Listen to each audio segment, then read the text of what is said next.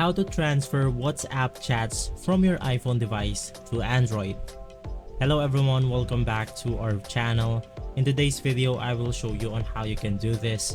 This is a step-by-step guide, so you will have no problem following. Now, first things first, you want to open up the WhatsApp application right here. And just in case that the feature that we are going to talk about in this video is not appearing on your WhatsApp, you can just go ahead and update it to ensure that you have this feature.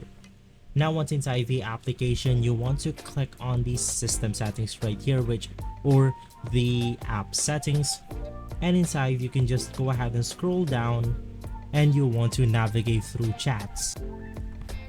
Now inside chats, you will then go ahead and see an option called transfer or export chats to Android. You can just go ahead and click on that button and your WhatsApp will slowly import its documents or its data to an Android phone. Now unfortunately, that feature is not yet available on my region, so you have to keep updating your application if you're not one of the chosen regions that has this update yet. So guys, if this video has been helpful for you, please consider by liking and subscribing.